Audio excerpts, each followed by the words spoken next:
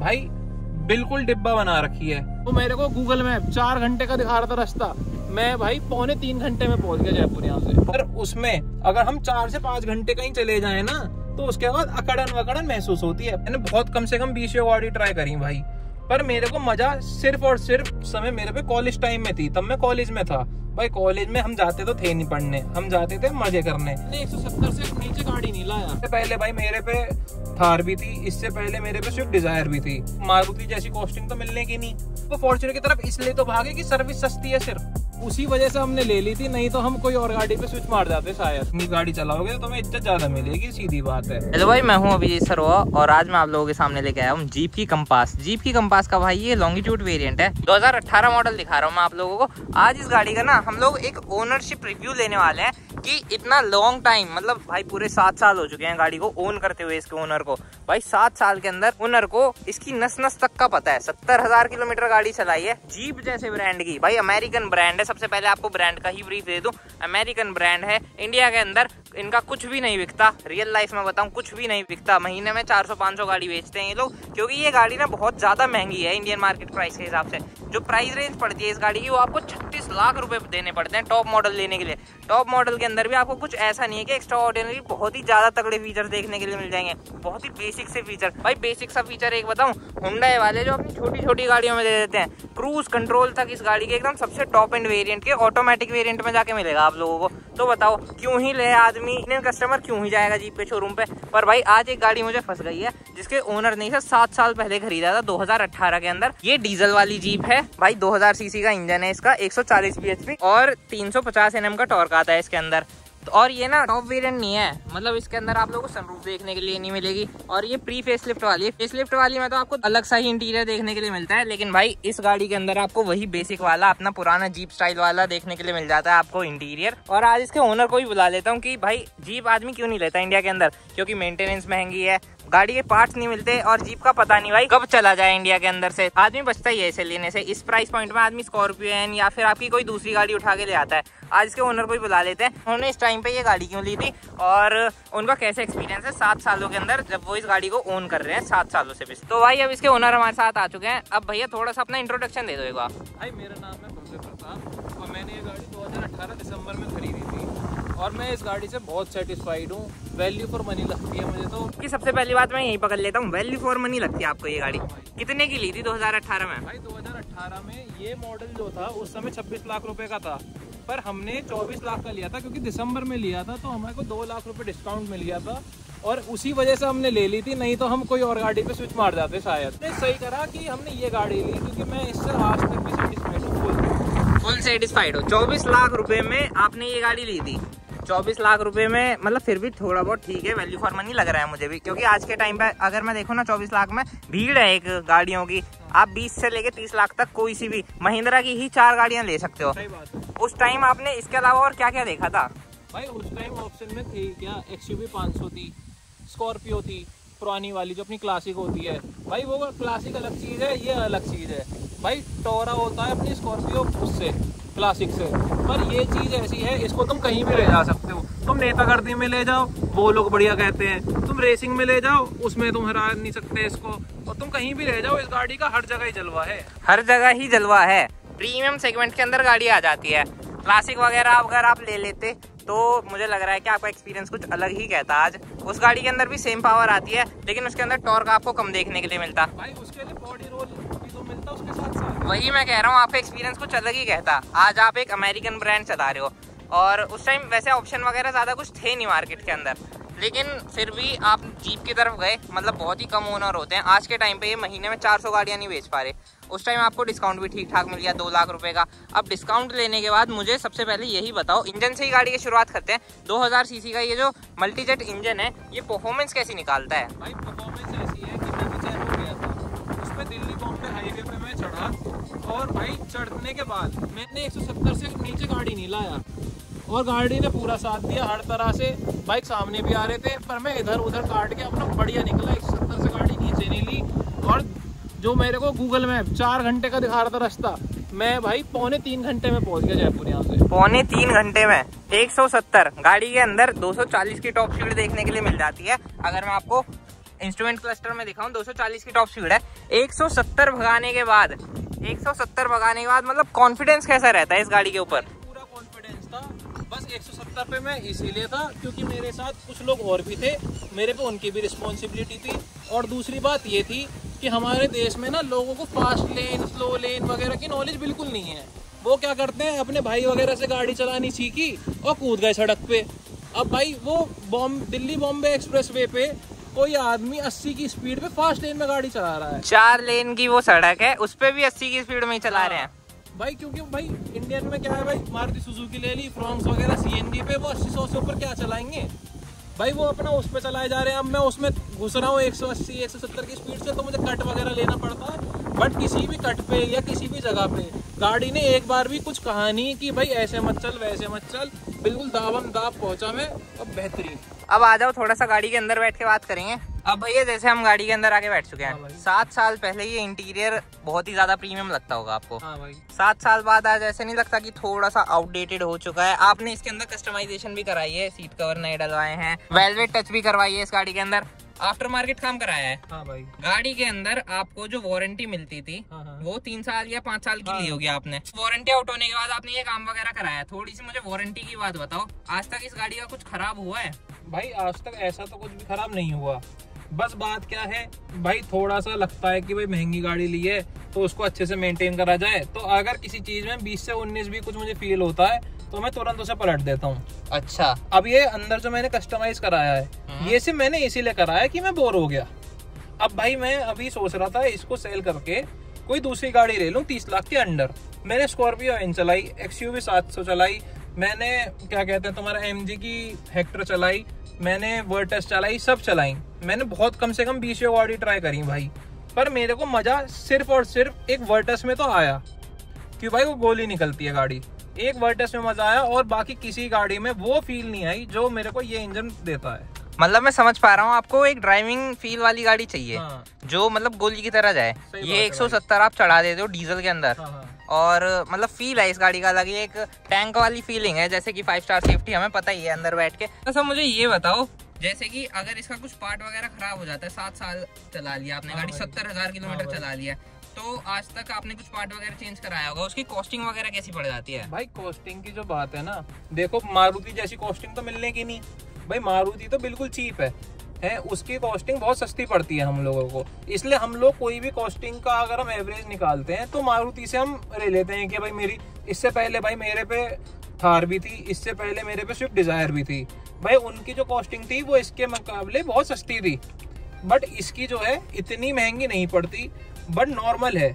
अब इसकी जो सर्विस होती है, जनरल सर्विस, इसकी 10,000 रुपए में पूरी हो जाती है भाई। उतना तो स्कॉर्पियो वाले भी ले लेते हैं, महिंद्रा वाले ले लेते हैं आराम से।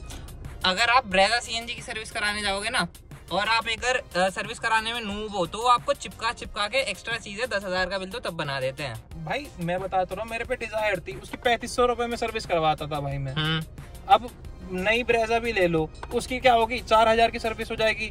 अब लोग क्या है सोचते हैं 4,000 की सर्विस है, इधर 10,000 की सर्विस है, तो लोगों को डर लग जाता है कि भाई इतना डिफरेंस आ रहा है। और भाई डिजायर उस समय मेरे पे कॉलेज टाइम में थी, तब मैं कॉलेज में था भाई। कॉलेज में हम जाते तो थे नहीं पढ़ने, हम जाते थे मजे करने। हम पूरा दिन कभी अमृत सुखदेव जा रहे हैं, कभी मिडवे जा रहे हैं, कभी कहीं जा रहे हैं भाई। उसको इतना चलाया, उसकी क्लच प्लेट फूक गई थी 3500 में, तो उसकी क्लच प्लेट आ गई थी। नहीं, डीजल वाली थी। हाँ, डीजल वाली थी, डीजल वाली डिजायर टॉप वेरिएंट था, उसकी 3500 रुपए में क्लच प्लेट चेंज हो गई थी। तो भाई तुम इस चीज को और मारुति सुजुकी को कंपेयर कर ही नहीं सकते। तो मेरा उसका पुश स्टार्ट बटन भी था ना डिजायर का, वो 1 साल में घिस गया था, उसपे से पुश स्टार्ट सब कुछ मिट चुका था। और इसका 7 साल बाद भी तुम देखोगे तो ऐसा कहोगे कि नया बटन है। अब भी सिर्फ बटन की बात बता रहा हूँ, तो तुम इंजन की तो अलग ही चीज समझ लो।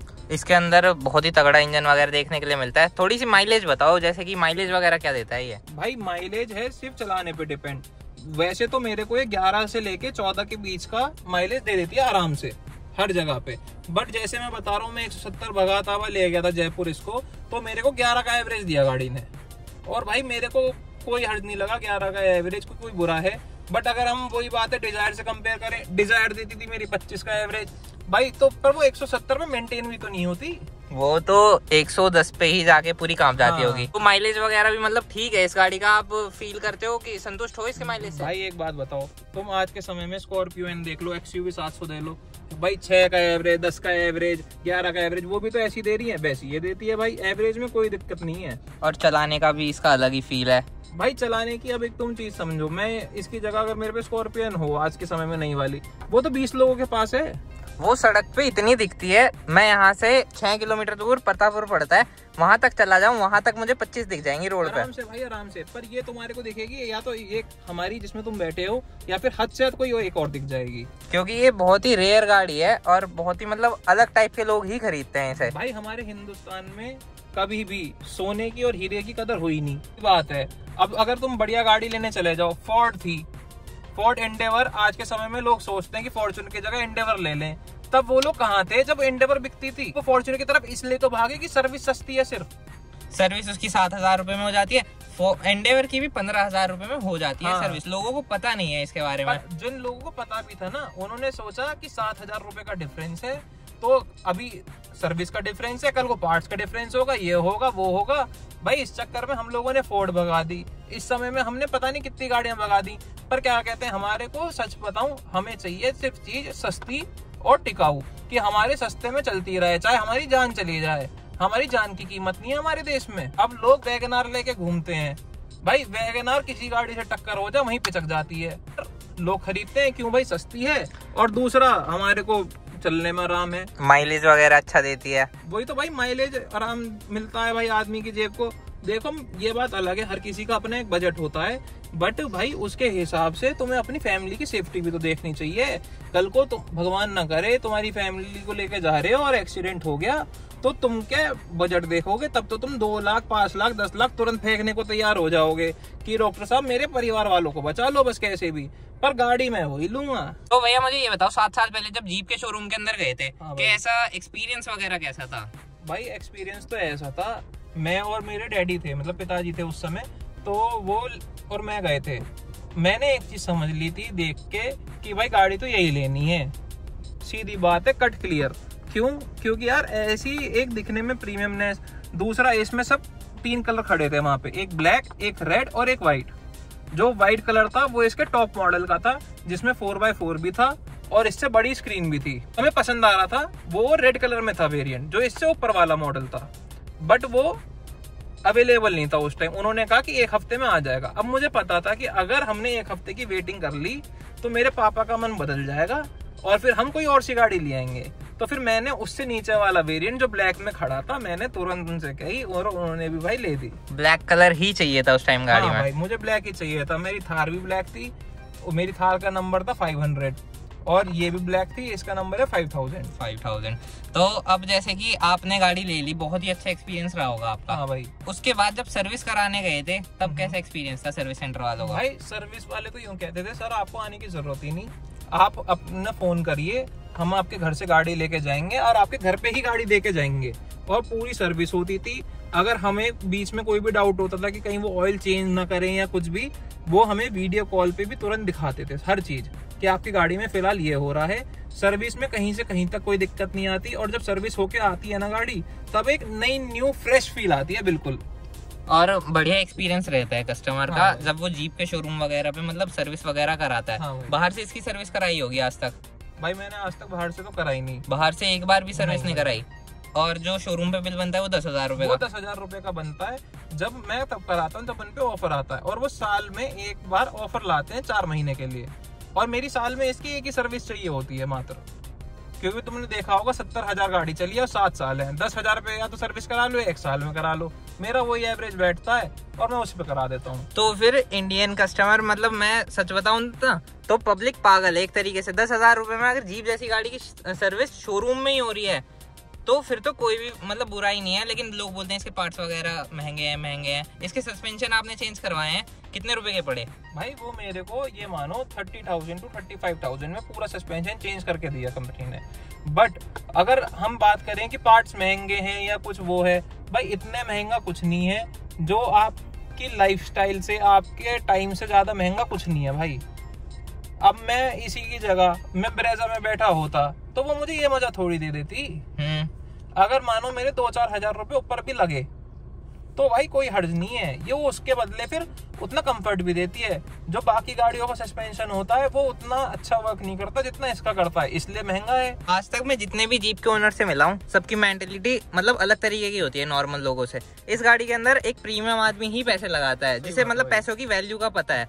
अब लाने को तो आप 25-26 लाख रुपए में स्कॉर्पियो क्लासिक उस टाइम आपको 20 लाख रुपए की पड़ जाती, टॉप मॉडल पड़ता, उसके अंदर ये कंफर्ट नहीं मिलता, टोरा मिलता। लेकिन टोरे का करना क्या है, आज के टाइम हर आदमी के पास आपको स्कॉर्पियो क्लासिक मिलेगी ही मिलेगी। बात हो गई इस गाड़ी के बारे में, आप इस सीट पे बैठ के मतलब अलग ही फीलिंग है।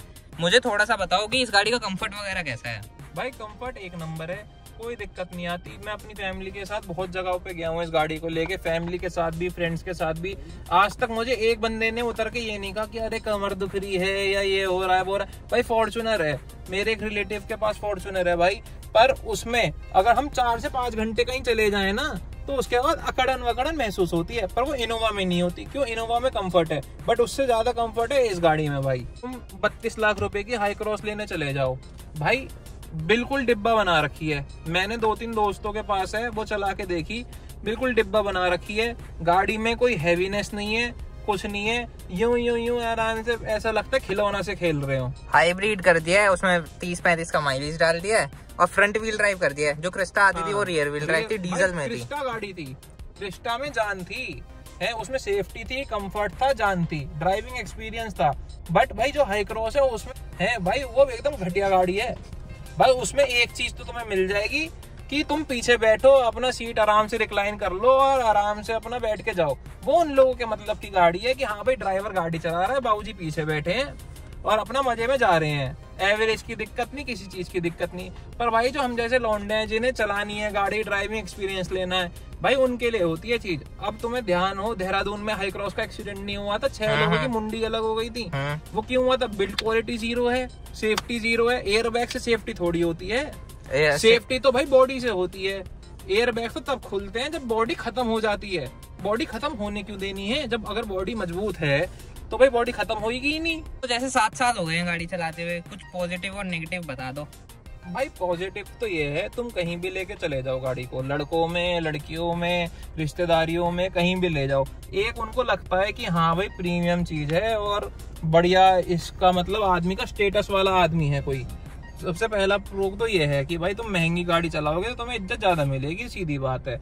दूसरा प्रो भाई ये है कि मैं इस गाड़ी को कितना ही भगा लूं, कितना ही कुछ कर लूं, गाड़ी कभी कोई कंप्लेन नहीं करती।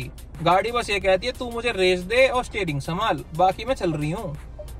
अब मैंने इसकी जो टॉप स्पीड है भाई वो मुझे पता नहीं कितनी है, बट मैंने इसे 212 भगा रखी है। उस समय बस मेरे को ये याद आ गया था कि टायरों की लिमिट 210 है, तो इसलिए मैं वहां रुक गया। नहीं तो गाड़ी कह रही थी, मुझे पूरा अलाउ कर रही थी कि और भगा, और उस समय स्टीयरिंग कांपा भी नहीं 1% भी। अब ब्रेक्स वगैरह कैसे है? भाई ब्रेक एकदम बेहतरीन है, जहाँ मार दूंगा वहीं रुक जाएगी। 4 डिस्क ब्रेक आते हैं। हाँ, और दूसरा ये हैंड ब्रेक है ही हमारा। ये हैंड ब्रेक जो है ऐसा है, अगर मैं बहुत स्पीड में कहीं मारूंगा तो वहीं पे एक झटका देगी गाड़ी को, कि अगर मानो 150 की स्पीड है उसे सीधा 70 पे लाएगी और फिर से उसको 70 से 30-40 पे लाएगी। ये नहीं कि एकदम रोक देगी कि कोई पीछे वाला आके ठुक जाए। ये चीज मतलब इलेक्ट्रॉनिक पार्किंग ब्रेक मैंने भी एक बार ट्राई किया था। हाँ। तो मतलब चलती हुई गाड़ी के अंदर ये झटका देती है, वैसे नहीं मैनुअल हैंड ब्रेक की तरह आपने खींचा और गाड़ी मतलब स्लिप हो जाए या स्किड हो जाए, ऐसा कुछ नहीं होता। ये इलेक्ट्रॉनिकली गाड़ी को स्टेबल करती है। थोड़े से नेगेटिव्स भी बता दो जो फील हुए इस गाड़ी के अंदर। बस नेगेटिव एक यही लगता है कि हम भारत में पैदा हुए, कि इस गाड़ी की वैल्यू हम पहचान नहीं पाए, इसकी एंडेवर की। और भी 2-3 गाड़ियां ऐसी हैं जिन लोग गाड़ियों को बहुत ज्यादा हमारे इंडिया में प्यार मिला है, पसंद करते हैं लोग, बट जेब की वजह से, या फिर ये कह लो कि इंडिया में गाड़ी लेना ना भाई एक फैमिली डिसीजन होता है। अब फैमिली डिसीजन जहां आ जाता है ना, वहां बचना चाहिए पैसा, सीधी बात ये है। बाकी चीजें जाए भाड़ में, कि तुम्हारा ड्राइविंग एक्सपीरियंस कैसा हो क्या ना हो, बस पैसा बचना चाहिए। जब पैसा बचना है तो फिर भाई ये चीज आ ही नहीं सकती। ये भाई ऐसा नहीं है कि तुम्हारी जेब खाली कर देगी, ये तुम्हारी पॉकेट को सही रखेगी और दूसरा तुम्हारे को मजा पूरा देगी। जो तुम खर्चा कर रहे हो उसकी वैल्यू देगी। मतलब आप फुल्ली सेटिस्फाइड हो जीपी कंपास से? हाँ भाई फुल। किसी को रिकमेंड करते हो आज के टाइम पे? भाई अगर आपकी पॉकेट अलाउ करती है तो आप इसका नया वेरिएंट खरीदो, जरूर खरीदो भाई। और सेकंड हैंड अगर किसी का अलाउ करता हो बजट 10 लाख के अंदर? भाई सेकंड हैंड में ये है कि आप कार की कंडीशन देखो, कि अगर आपको जो पर्सन कार हैंड ओवर कर रहा है, जैसे भगवान की दुआ से मैंने इस गाड़ी को अच्छे से मेंटेन कर रखा है और सब कुछ है, तो भाई मेरी अगर कोई गाड़ी लेगा तो वो सेटिस्फाइड ही रहेगा अगले 4-5 साल तक तो कम से कम। बट अगर कोई ऐसा था बिल्कुल मेंटेन नहीं करी और कुछ वो नहीं करा और अनसंड कहीं ठोक ठाक के कहीं बाहर से काम करा के तुम्हें दे दी, अब भाई उस गाड़ी का कोई क्या बोल सकता है कि हाँ सही चले या ना चले। इस गाड़ी को हर कोई छेड़ता भी तो नहीं है मैकेनिक भाई, चीज है। अब इसमें क्या कहते हैं, इतने सारे पार्ट्स हैं, इतने सारे स्क्रूज हैं, अगर ये गेट ही खुलना हो ना सिर्फ है, जो डिजायर वगैरह होती है उसमें एक यहाँ स्क्रू होता है, एक बाहर स्क्रू होता है, एक नीचे स्क्रू होता है, 4 स्क्रू खोल के गेट ऐसे आ जाता है हाथ में, और इसमें कम से कम 10-12 स्क्रू खोलने पड़ते हैं। उसके बाद जाके इसका वो होता है, फिर इसे बंद करने में भी वो बांधने हैं। इसमें है पूरा तामझाम, क्यों? इसमें है सेफ्टी, अंदर पूरी चीज दे रखी है, तभी वो है। अब यहाँ पे तुम कोई और गाड़ी होती ना तो प्लास्टिक बचती अलग, पर इसके अंदर नहीं बचती। भाई देख लो तुम खुद, मतलब फील ही हो रहा है, अंदर बैठ के देखने में ही पता चल जाता है। चलो तो भाई ये था इस जीप कंपास का ओनरशिप रिव्यू। वीडियो अगर अच्छा लगा हो तो यहाँ पे आपको 1-2 वीडियोस और सजेस्ट हो रहे हैं, आप उन्हें भी देख सकते हो। वीडियो देखने के लिए धन्यवाद, थैंक यू सो मच भाइयों।